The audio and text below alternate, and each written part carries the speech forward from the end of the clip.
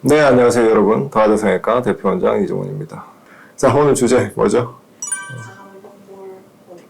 이게 약간 그런 거죠. 주식에서 뭐뭐 하는 비법, 넌 어디까지 가봤니? 뭐 이런 거 역시 유튜브를 많이 보는 것 같습니다. 뭐 좋습니다.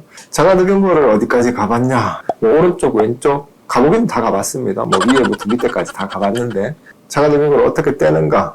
아니면 이제 저만의 노하우 뭐 이런 거에 대해서 말씀을 이제 해달라고 하시는 것 같은데 일단은 나눌게요. 일단은 처음 자가누경고를 떼는 사람, 그 다음에 이제 자가누경고를 이미 뗀 적이 있는 사람, 이렇게 나눠서 제가 이제 두 경우에서 자가누경고를 저는 어떻게 떼는가 이걸 설명을 드리겠습니다.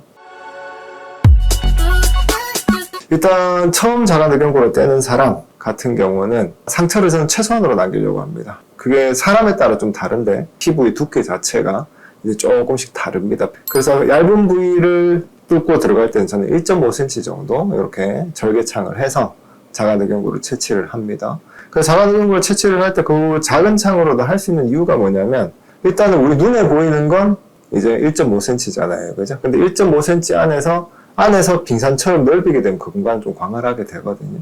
1.5cm라도 충분한 공간을 확보를 할 수 있는 거.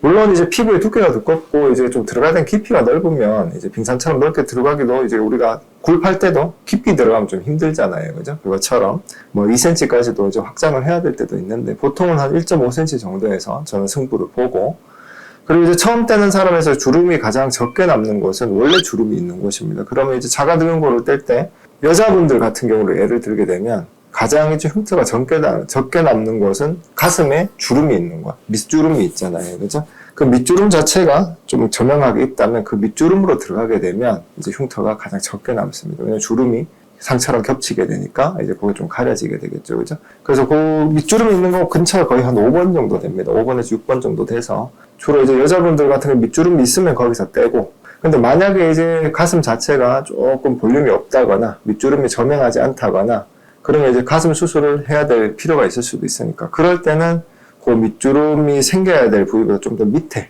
거기서 좀 떼게 되는데 그런 식으로 제가 결정을 하고 보통 이제 환자분이 이제 자기가 봤을 때 그 브라에 가려지는 곳 여자분들 같은 경우는 브라에 가려지는 곳 근처에서 떼려고 노력을 많이 합니다. 그래서 첫 번째는 그렇게 되게 되고 이제 두 번째는 이제 흉터가 있는 거. 요거 흉터가 있는 거는 두 가지를 말씀을 드릴게요. 가슴 수술을 밑가슴 밑절로 하신 분 흉터 또는 이제 그 이전에 자가누경고 흉터를 이제 남기신 분들 그런 분들 같은 경우는 솔직히 이제 흉터를 어떻게 해야 되냐에 대해서 저는 크게 고민을 안 하고 원래 있던 흉터로 들어갑니다. 물론 이제 제가 때려는 자가누경고라고 이전에 사용한 자가누경고라고 너무 간극이 있어요. 왜냐하면 이제 가슴 밑절을 했는데 밑절의 흉터가 바깥에 있는데 이 안쪽에 있는 5번, 6번, 7번을 어떻게 떼느냐 이거 이제 궁금하실 수 있잖아요. 근데 우리 몸의 구조를 잘 아셔야 돼요.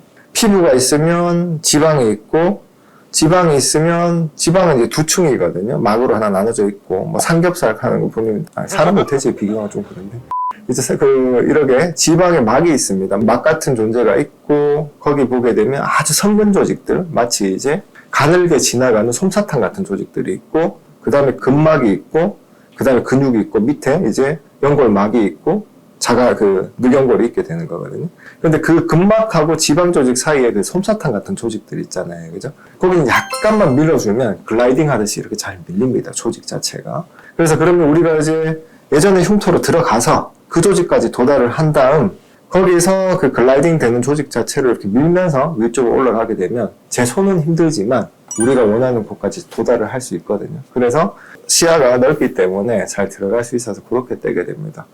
그래서 뭐 자가누경고를 떼는 비법이라기보다는 그냥 어떻게 보면 경험이죠. 많은 경험을 이제 하게 되면 이제 요령도 생기고 그 요령 따라서 떼는 거고 특별히 떼는 비법이라는 건 솔직히는 없습니다. 물론 지금 여기서 가르쳐주고 싶지 않은 저만의 방법이 있긴 하지만 일단은 저는 첫 번째 떼는 분들은 1.5cm 또는 길게는 뭐 간혹 가다가 2cm 그 안에서 승부를 보고 이제 두 번째 떼시는 분들 가슴 근처에 흉터가 있는 분들은 그 흉터를 이용을 한다 뭐 이 정도 되겠네요. 그래서 자가누경고를 떼는 걸 겁내실 필요 없습니다. 왜냐하면 뭐 전신 마취를 해야 된다 또는 뭐 자가누경고를 뗄 때 뭐 기흉이 생길 수도 있다 물론 그런 이제 부작용이나 이런 게 있을 수 있죠. 근데 이제 그 구조를 정확하게 알고 자가누경고 주변의 조직들을 잘 보존을 하고 그 주변의 조직들의 이제 구조를 잘 알고 정확하게만 접근할 수 있으면 그렇게 위험하지도 않고 그렇게 생각보다 많이 아프지도 않습니다. 사람 따라 좀 다를 수 있는데. 그래서 너무 자가늑연골 떼는 걸 이제 주저하지 마시고, 흉터의 문제 그거 하나만이 이제 솔직히 문제거든요. 그래서 흉터를 남겨도 되느냐 마느냐, 그 문제에서 만약 자유로울 수 있다면 자가늑연골은 코성형 하는 데 있어가지고 이제 특히나 재수술의 코성형에서 굉장히 좋은 재료다, 이렇게 생각하시면 되겠습니다. 이상 더하다 성형외과 대표원장 이정훈이었습니다. 다음에 또 만나요.